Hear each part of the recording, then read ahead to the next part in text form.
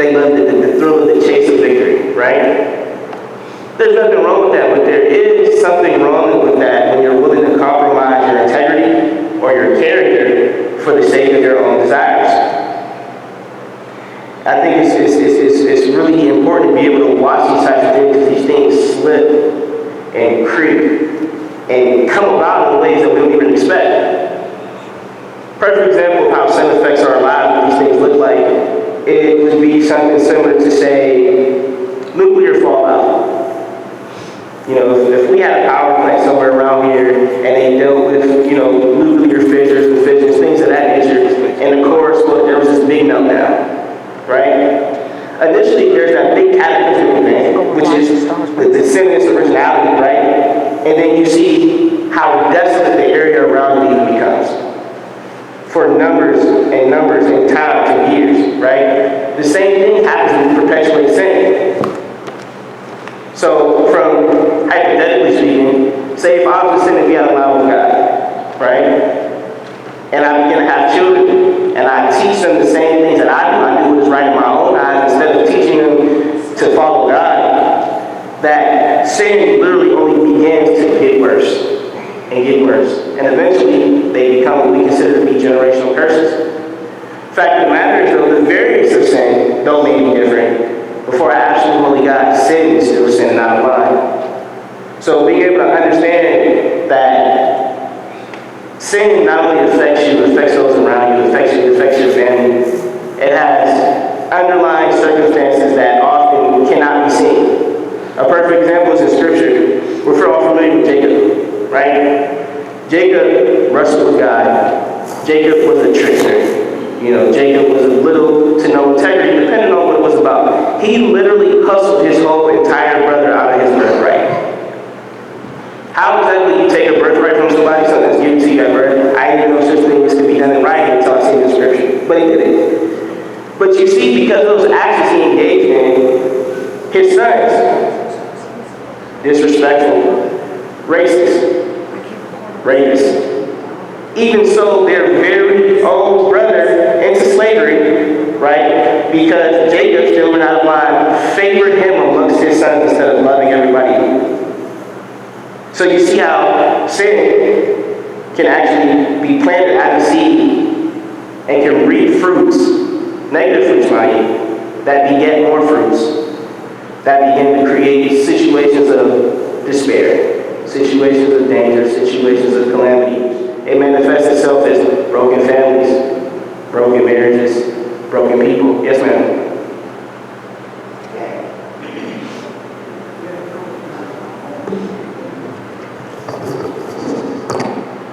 So,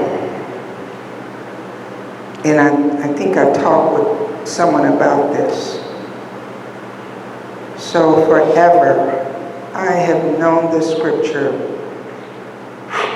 be ye angry. So we're going to pause there, because that seems to say to me, you're going to get angry. But sin not, and don't go to bed with all that anger.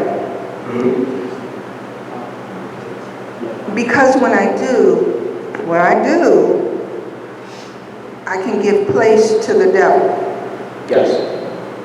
I give him a little more footage. So, do I need to tell you how many times I went to bed angry and got up angry? I don't think you can count it. None of us probably could. None of us probably could. But when I think about it, you know what it tells me? That's sin. Yes. Because God is telling us, you deal with it. Don't go to bed with it. Deal with it. Because you know what? Then the next day, I wake up angry, and now I gave the devil a little foothold, so now he got something to work with. Right. So then that whole day I'm angry again. Hot. Living. You understand what I'm saying? And I'm taking it for granted, like, well, I got a while to work this out, but I really don't know, because what if I wake up And that person that I'm having this contention with, or even myself, I don't wake up. So therefore, you're gone. God then took you to glory or wherever He's taken you, and you never resolve that.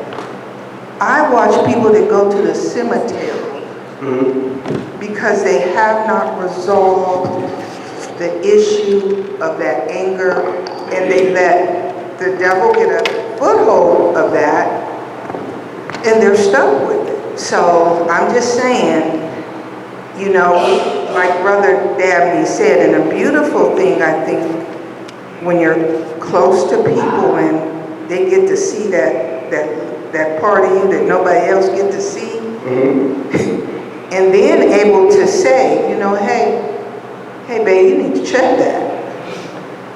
You know, because we can get so used to that, that's just a part of who we are. So that's all I want to say. Okay, I was going to just add on what Ms. Blanda said is when you are harboring anger, you put in a little chink between you and your conversation with God. So you've got an out with God now, or you're out with God, because you think about why is God not hearing my prayers? Why am I having this issue or whatever? You have put an impediment between you and God because you're harboring anger and you're not offering forgiveness to that person. And we're going to be angry, but we have to deal with it because it's not just, it is exactly what she said, but it is even more than that. You are trying to have a conversation with God. Maybe you're working with Him and asking Him to help you move through this so that you can overcome the anger, and that's one thing. But if you just decide I'm mad, I'm going to be mad, then you're putting yourself out there, and that is definitely a foothold. And the scripture says, if you hide that iniquity, that sin in your heart, you know what God said? I won't even hear your prayer. That's right. That's really odd for God to be able to make that type of experience. Because when we realize one of the aspects that we speak to God literally is by way of prayer. Right? I think there's a couple of things we need to understand about that. That prayer is guiding and seeking direction from God as to not only what I am to do, but to be my provision, to be my provider, because I can do nothing without you. Which is also funny though, because God is not dependent on our prayers, right? Yet, it is to understand that we are completely and utterly, totally dependent on Him. And the funny part is, being utterly and totally dependent on Him is something He already knows and something that we have to come to learn. Big fish is this, though. For a being who literally holds everything that is, was, and forever will be in His hands, a being of sovereign choice, a being who longs nothing more than for us to know how much He chose by His own choice to love us, to say, don't talk to me. The implications of that are huge. Literally. That's like me diving in a pool and somebody telling me you better not be wet when you come out. You almost can't do that because it makes no sense. Right? So there was a big point that our brother had made. It was really cool. Going back to verse 26, we had a big focus on anger and what that looks like. But the very next following words are also do not sin. Right? And it further goes on to give like an implication of time. Do not let the sun go down on your anger. There is one thing that must happen each and every single day, whether we see it, whether we notice it, whether we want it to happen or not, and that is the sun must set and the sun must also fall. Right? It must come up and it must come down. So there was an interesting point that you made earlier about being able to express the fact that these things are going to come. Anger. Right? These chances or these trials, these tribulations, these opportunities, I won't say opportunities, I'll say pitfalls to be able to distance ourselves and fall from God, become apparent whether we see Him or whether we don't. But it's only through putting on the new self and letting go of the old self, seeking more to be like Christ and less like ourselves, that we actually begin to be able to understand that we are not only more than conquerors, right? But it is literally by His Spirit only that we are able to do what it is that we are able to do.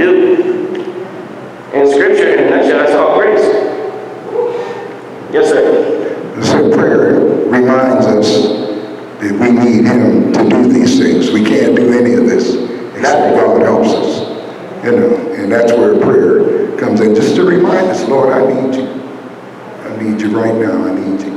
You know, because when anger and that tongue get together, oh, you got a fire now. You got a real fire, and it's going to burn up who's ever in the path. And it's usually somebody you love in the path. So we really got to be prayed up about. It's also cool when you think about sin as well, because in the Greek, sin connotates the word hamartema, which actually means a fault or an evil deed, right? So we know what sin means, right? We have a definition for it, right? But there's also the application of what that looks like.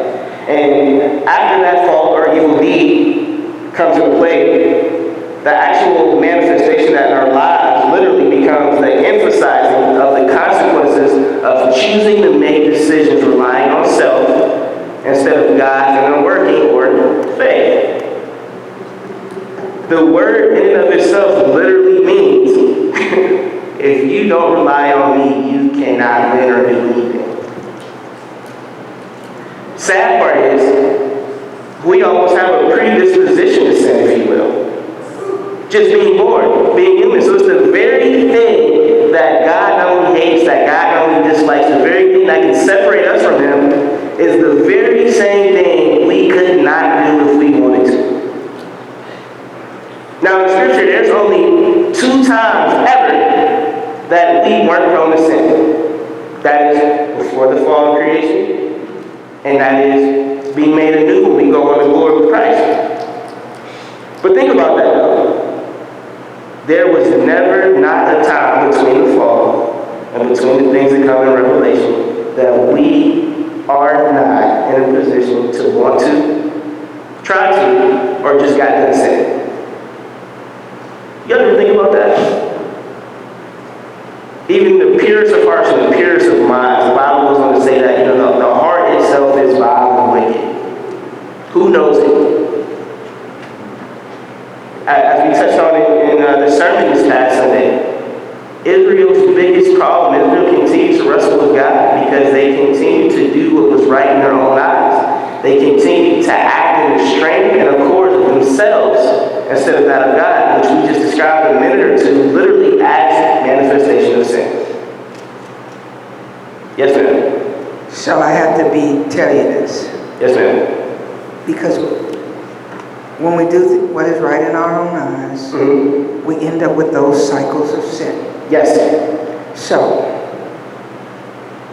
So usually back in the day, you all just forgive me, when I got angry, I cussed you out. You cuss? Yes, I did. I ain't never seen that. All I know is hugs and German chocolate cake. But when the Lord started dealing with me, and it's by His might, by His Spirit, right? Yes, ma'am. I'd have to go in the bathroom when I get angry and hold on to the sink and say, Jesus, you're going to have to help me. Because it was in that old nature. It wants to go back to that. But God said, you've taken that off, Rhonda. I'm going to help you take that off. But it was hard, like so hard just to put a zipper on my lip. And trust the Holy Spirit. And I'm telling you, what a wrestle. And that literally is the wrestle. In Scripture, Paul best described this as being double-minded. And that is an understanding of the internal grappling of what it is to either follow our own selves or to seek to follow God. That is literally like what that means. To be able to be double-minded is literally an understanding of the grappling of the soul and the spirit.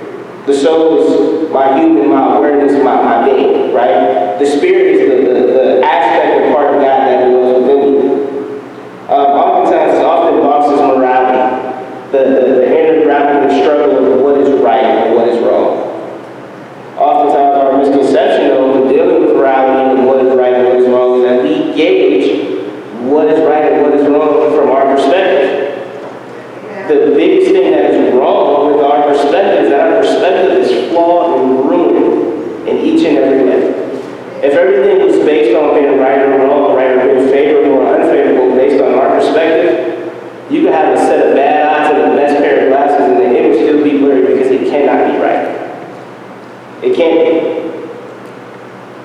So it goes on to say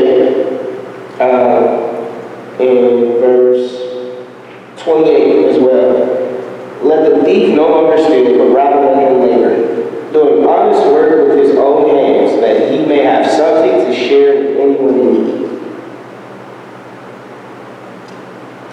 In a sense, right, that's kind of what Mom was discussing earlier as far as being able to deal with that grappling, right, being able to deal with that struggle, being able to dress yourself in the new self, right? I know